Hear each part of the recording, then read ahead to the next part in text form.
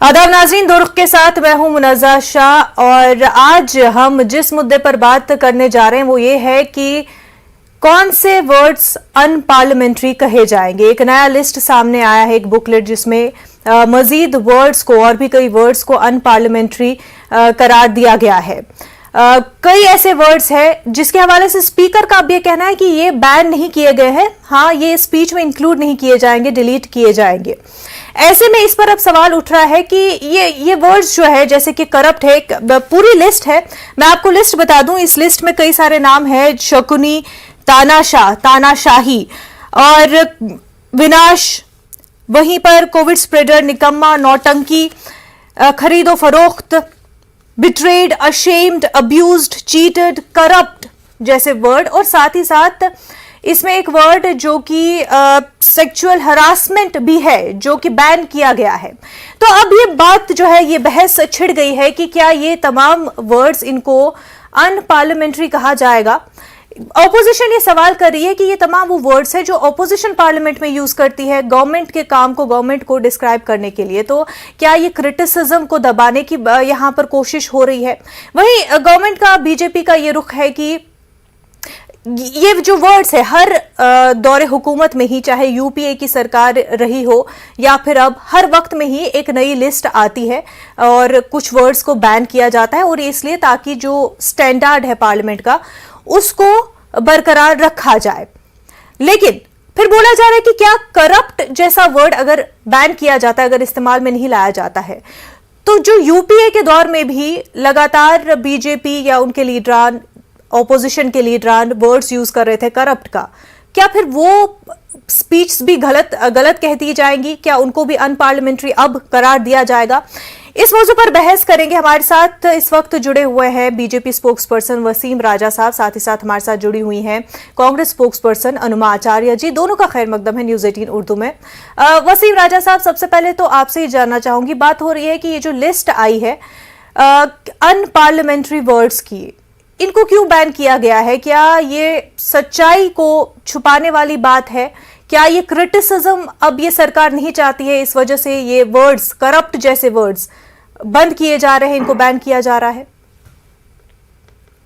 देखिए मुंतज़िर जी, बात ऐसी है कि जब भी कोई काम करती है भारतीय जनता पार्टी की सरकार, देश की पार्लियामेंट कोई भी काम करे या संसद कोई भी काम करे, उस पर अपोजिशन का काम है उस पर सवालिया निशान खड़े करना। ये पहली बार नहीं हो रहा है। ऐसा नहीं है कि अनपार्लियामेंट्री शब्दों को बैन किया जा रहा है, ऐसे शब्दों का प्रयोग ना हो, इसके लिए पहली बार कोई मोदी गवर्नमेंट में ये प्रावधान लेके आया गया या मोदी गवर्नमेंट में ही इसका कानून बना है, ऐसा नहीं है। आज अनपार्लियामेंट्री शब्दों की एक डिक्शनरी है, उस डिक्शनरी को पढ़ा जाए, लगभग 1200 पेज है उसमें, उस डिक्शनरी में, और उस डिक्शनरी में बहुत सारे शब्द हैं जिसको अनपार्लियामेंट्री करार दिया गया है। तो ऐसे में अगर कुछ शब्दों को और ऐड किया गया है, समय समय पे उसमें ऐड होते आए हैं, तो इस पे कांग्रेस को इतना बौखलाहट क्यों है और विपक्ष को इतनी नाराजगी क्यों है, ये समझ से बाहर है। क्योंकि उनके समय में भी समय समय पे इसमें अमेंड किए गए, तभी तो 1947 के बाद देश आजाद हुआ। पहली बार संसद में जो सांसद हमारे चुन के गए, उसके बाद लगातार अनपार्लियामेंट्री शब्दों का एक कोष तैयार किया गया, एक डिक्शनरी तैयार की गई, और वो डिक्शनरी आज 1200 पेजों की है। क्या नरेंद्र मोदी जी की सरकार ने 1200 पेज की डिक्शनरी बना दी है?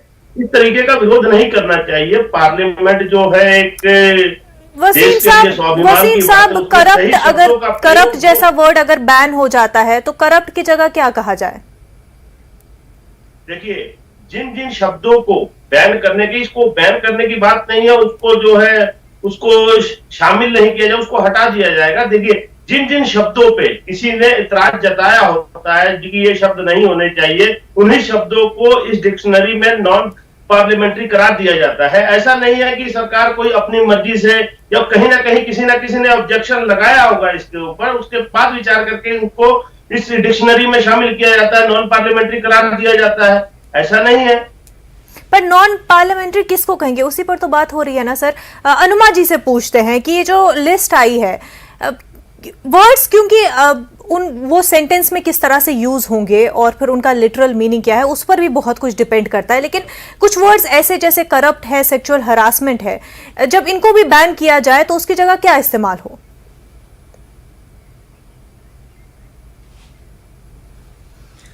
देखिए मुनव्वर जी, कुछ शब्द मैं आपके सामने बोलती हूं, ये असंवैधानिक शब्द हैं, लेकिन भारतीय जनता पार्टी के लोग बहुत ही बहुतायत से इन्हें इस्तेमाल करते हैं, जैसे लुटियंस, सूडो सेकुलर, सिकुलर, हाँ सेक्युलर नहीं, सिकुलर, देशद्रोही, गद्दार, लिप्टार्ड, प्रेस्टिट्यूट, टुकड़े टुकड़े गैंग, अवार्ड वापसी गैंग, खान मार्केट गैंग, मीर जाफर, जयचंद, ये बीजेपी ने सिखाए हैं इस देश को ये सारे शब्द।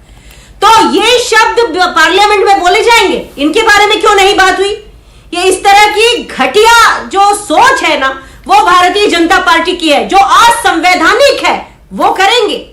और जिन शब्दों से इनका कैरेक्टरिस्टिक्स या लाक्षणिक गुण बीजेपी के समझ में आते हैं, उन शब्दों पे इनको गुरेज है।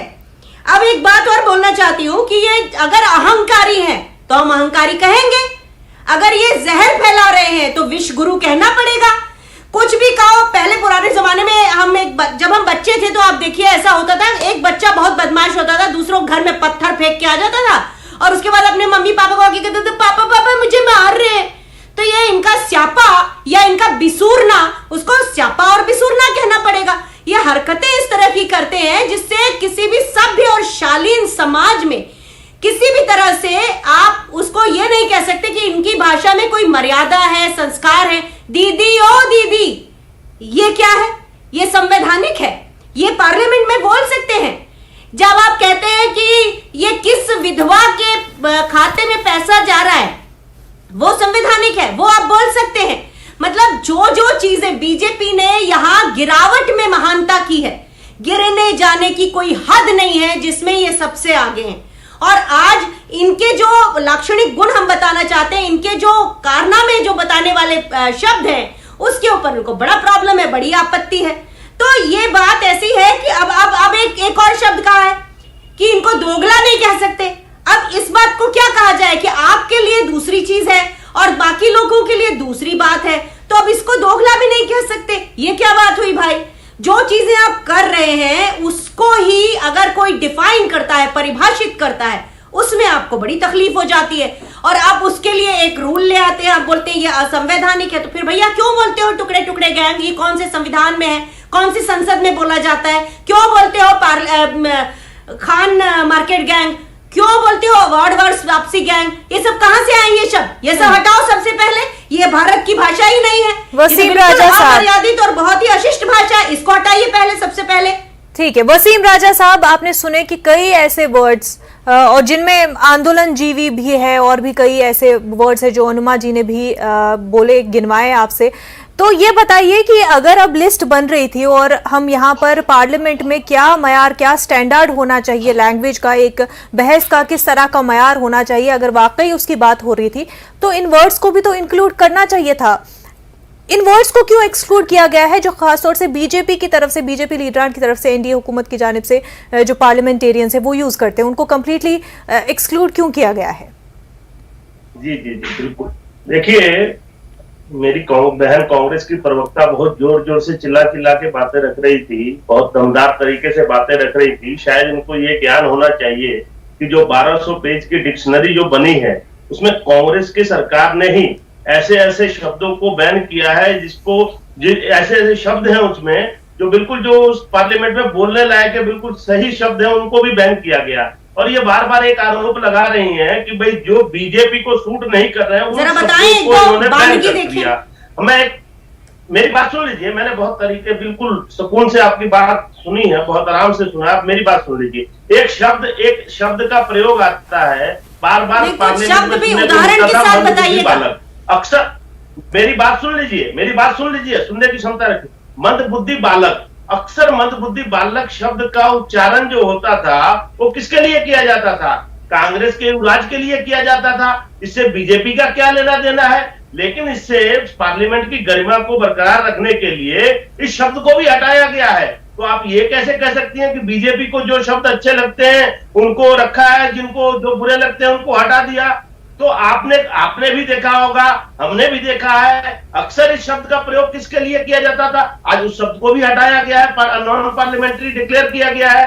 तो ऐसा नहीं है, इस सब जो चीजें जो संसद की मर्यादा को तार करिए, संसद के अंदर शब्दावली शोभा नहीं देती है, और जब कोई सांसद, जब कोई जनप्रतिनिधि इस पे आरोप आपत्ति दर्ज कराता है कि ये शब्दों का प्रयोग पार्लियामेंट में नहीं होना चाहिए, उन शब्दों के ऊपर विचार विमर्श करके तब इसको नॉन पार्लियामेंट्री डिक्लेयर किया जाता है। तो ऐसा तो नहीं है, आप ये नहीं कह सकती है कि जो शब्द बीजेपी को, अब बीजेपी के, अब ये बताइए राहुल गांधी के लिए जो शब्द उपयोग किया जाता है उसको बैन किया गया, तो इसको तो आप नहीं कहेंगी, या कहिए कि उसको फिर उपयोग किया जाए। ऐसा नहीं है, आप इस चीज पे इतना उतावल। वसीम साहब, कुछ जो इंग्लिश वर्ड्स को बैन किया गया है, जो खारिज किए गए हैं, लाई, अनट्रू। वसीम साहब, कुछ मैं आपको इंग्लिश के वर्ड्स यहाँ पर बता रही हूँ जो इस लिस्ट में है, जिनको खारिज किया गया है।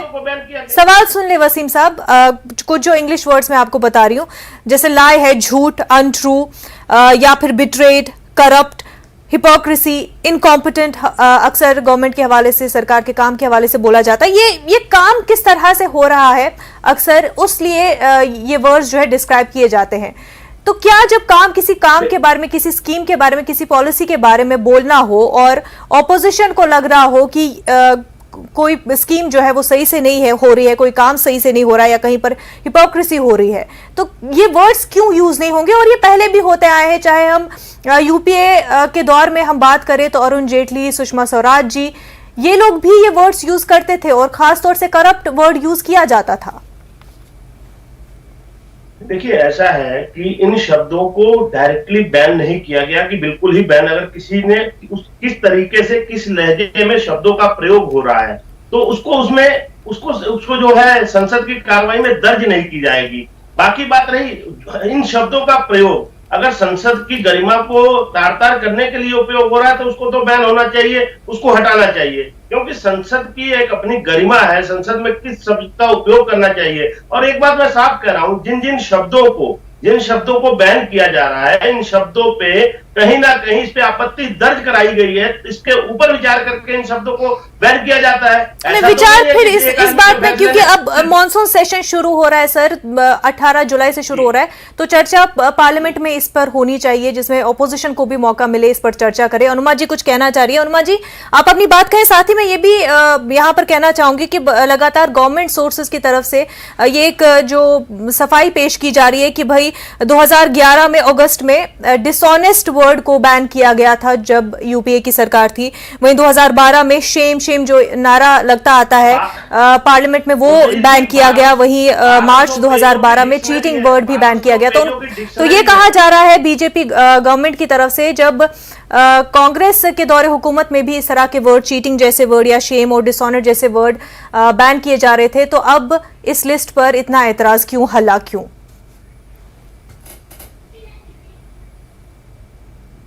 देखिए, एक बात मैं आपको बताऊं, विपक्ष के बड़े नेता हैं राहुल गांधी, उनकी इमेज खराब करने के लिए और कई बार इवन आपके चैनल पर जिस शब्द का इस्तेमाल किया गया, पप्पू, और वो इसमें से बैन नहीं है।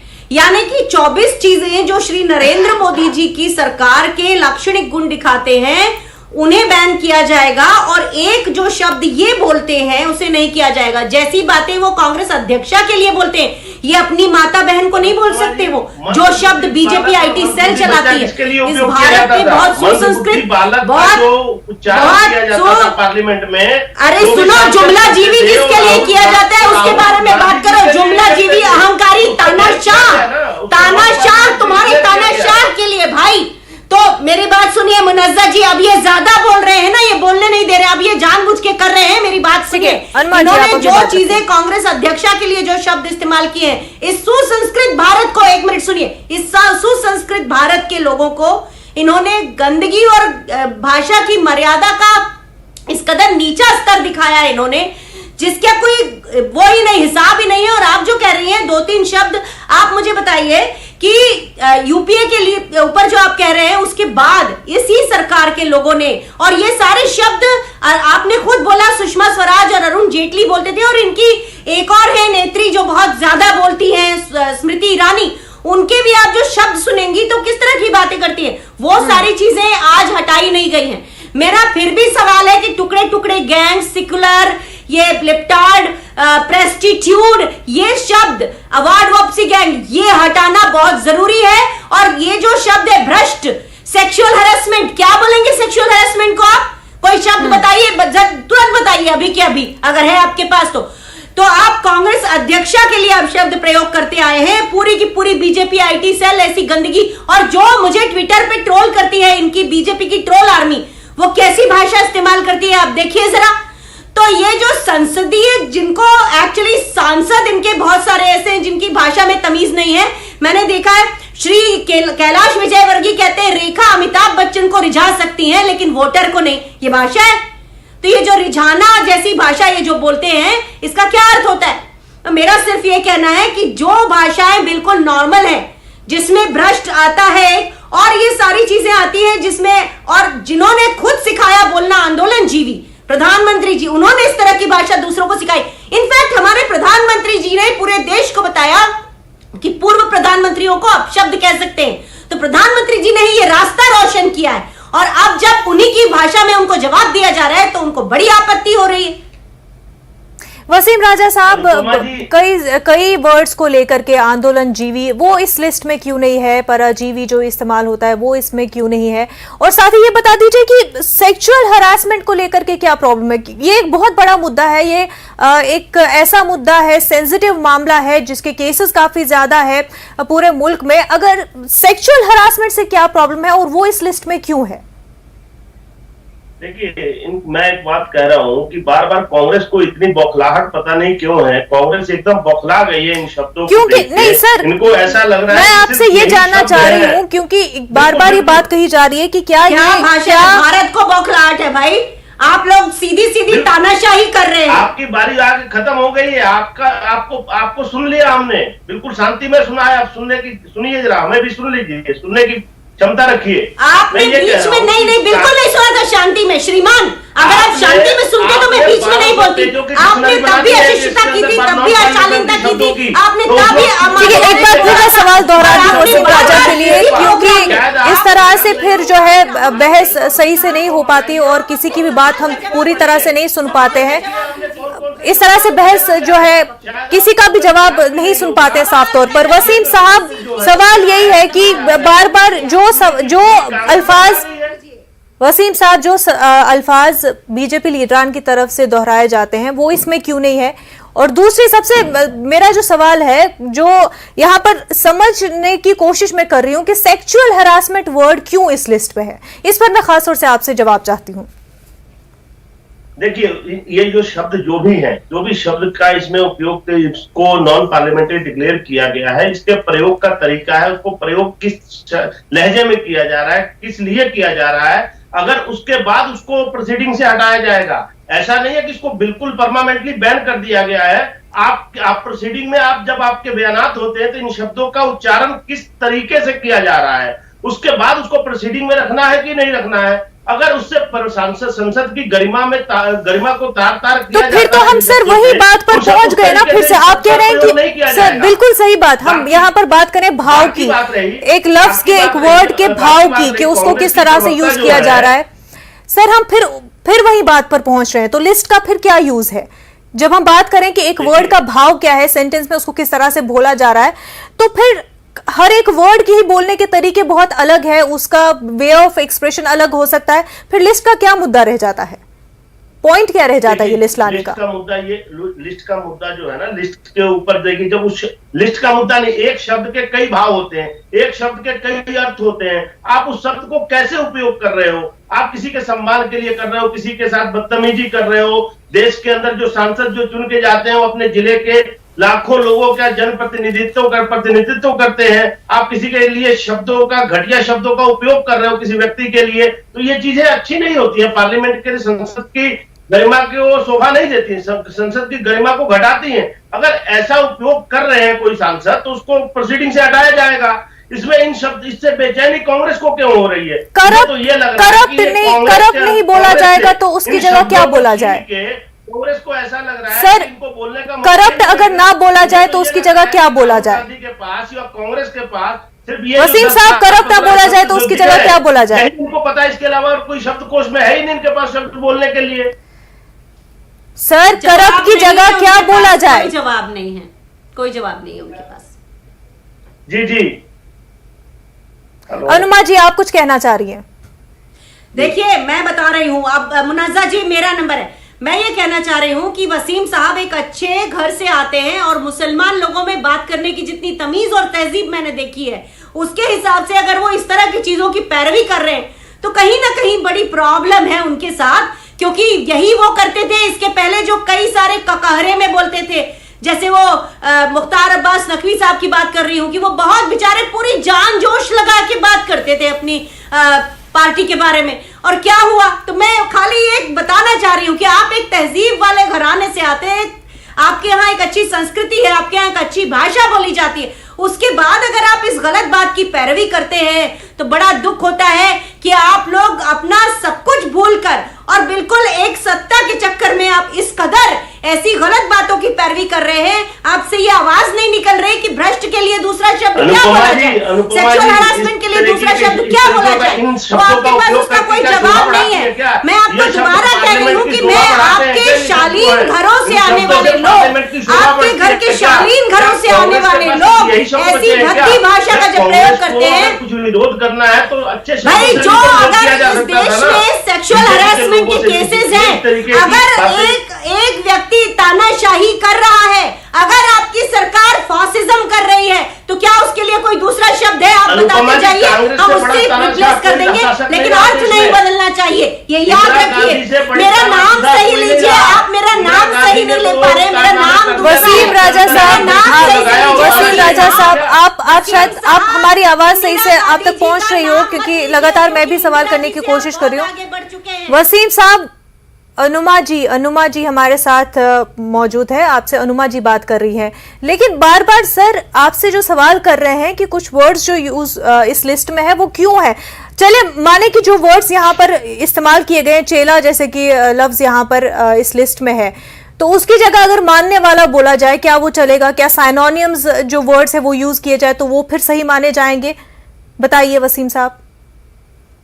देखिए, एक मैं बता रहा हूँ, अभी अनुमा जी देखिए, तानाशाह की बात करते हैं, आपकी बात का जवाब मैं दे रहा हूँ, प्लीज मेरा नाम सही लीजिए। बात कर रही थी कि देश के प्रधानमंत्री और बीजेपी सरकार को तानाशाह बता रही हैं, जो इंदिरा गांधी जैसा तानाशाह तो आज तक कोई देश में नहीं रहा। इनकी अपनी सरकारों में जो इंदिरा गांधी, अरे छोड़िए, इन दिलों में तेल नहीं बचे, अब इंदिरा जी का नाम लेने के भी आप काबिल नहीं है। अब तो आप ये करिए कि उनका बार बार नहीं, इमरजेंसी, ये इमरजेंसी है श्रीमान, वो तो उन्होंने संविधान के दायरे में लगाई जो लगाई, और जो आप कर रहे हैं वो संविधान के दायरे में ना रखकर आप इस तरह की बातें कर रहे हैं। आपकी पार्टी को इतनी तकलीफ है, इतनी कुंठा है आपकी पार्टी के अंदर, इतना ज्यादा इंफीरियरिटी कॉम्प्लेक्स है कि आप लोग सुनते ही नहीं हैं कि लोग क्या कह रहे हैं। आप लोग हर समय अपनी चलाते। श्रीमान, मैं आपको ताकीद कर रही हूँ, मैं आपको आगाह कर रही हूँ, मैं आपसे बता रही हूँ कि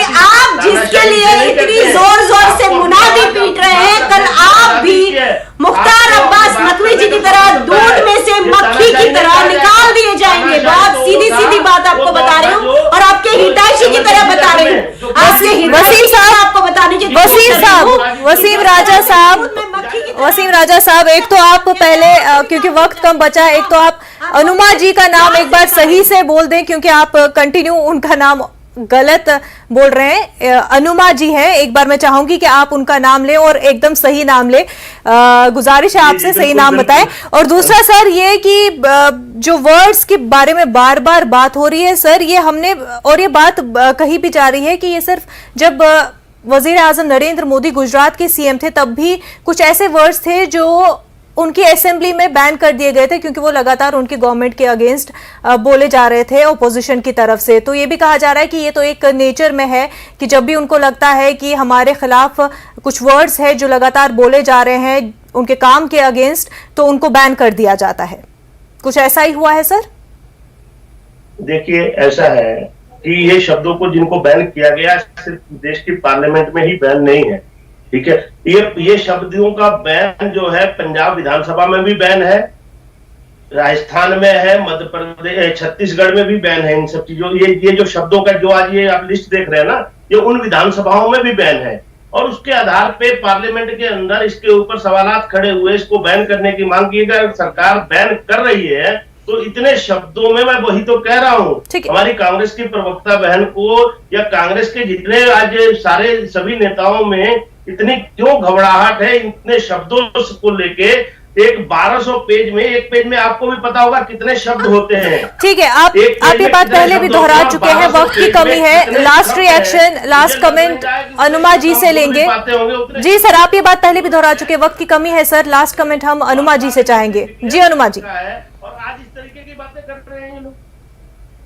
अनुमा जी। मुन्नज़र जी, मैं वसीम भाई को ये कहना चाहती हूँ आपके जरिए कि वो मेरे छोटे या बड़े भाई जो भी हैं वैसा समझ के उनसे एक चीज कहना चाहती हूँ कि अरे जो कांग्रेस के, अरे एक बार सुन तो लीजिए, सुन तो लीजिए, अरे श्रीमान सुन तो लीजिए, हमारे पास सुन तो लीजिए, फिर बोलने नहीं दे रहे हैं। देखिए मुन्नज़र जी क्या है, ये रोक रही हूँ उनको मैम, आप अपना लास्ट कमेंट दे दें। तो वसीम भाई को जी आपके जरिए वसीम भाई को कह रही हूं कि जिन बातों की आप, गलत बातों की आप पैरवी कर रहे हैं, आपको कहीं ऐसा ना हो कि मुख्तार भाई की तरह दूध में मक्खी की तरह निकाल दिया जाए। एक दूसरी चीज, पर्यायवाची शब्दों की लिस्ट जारी करिए, क्योंकि ये सारी चीजें रोज होती हैं, सेक्सुअल हरासमेंट रोज होता है, इसका पर्यायवाची शब्द भी दीजिए। एक तीसरी चीज आपसे कहना चाहूंगी कि ये जो टुकड़े टुकड़े गैंग, खान मार्केट गैंग, ये सारी इस तरह की घटिया शब्द जो नए पैदा हुए हैं और जो संविधान में नहीं है, अपनी पार्टी से कहें कि इसको निकालें और खारिज करें। तो ये 3 बातें मैं आपसे कह रही हूं। मुझे उम्मीद है कि आप मेरे अनुरोध के ऊपर गौर करेंगे, करिएगा, क्योंकि दिमाग की बातें हैं, इन पे जरूर करिएगा और कुंठाओं से दूर रहिए। आप अपने जो इंफीरियरिटी कॉम्प्लेक्स है उसको हटा लीजिए। आपकी पार्टी को कहिए कि चाहे कुछ भी हो जाए, लाइन लंबी करनी पड़ेगी, आप दूसरे की लाइन मिटा नहीं सकते, और हम जो बोलते हैं वो आपको बोलेंगे, अपने सभ्य और मर्यादित शब्दों में बोलेंगे, आपके अहंकार को अहंकार बोलेंगे, आपकी गलत बातों को हम टोकेंगे। ठीक है अनुमा जी, आपकी बात जो है वसीम साहब तक पहुंच गई है कि जो ऑपोजिशन को अगर अपना क्रिटिसिज्म देना होगा वो जरूरी है, और कहीं ना कहीं जो भी जिस भी पार्टी की गवर्नमेंट रही हो, क्रिटिसिज्म को वेलकम होना चाहिए, क्योंकि उसी से बेहतर गवर्नेंस होती है, मुल्क आगे बढ़ता है। तो क्रिटिसिज्म बहुत जरूरी है। ऐसे में कुछ ऐसे वर्ड्स जो गवर्नेंस के हवाले से यूज किए जाते हैं पार्लियामेंट में, क्या उन्हें बैन होना चाहिए, और पार्लियामेंट में आने वाले मॉनसून सेशन में इस बात पर डिस्कशन होना चाहिए। वसीम साहब, अनुमा जी, आप दोनों का बेहद शुक्रिया हमारे साथ बात करने के लिए। दो रुख में फिलहाल इतना ही। आदाब।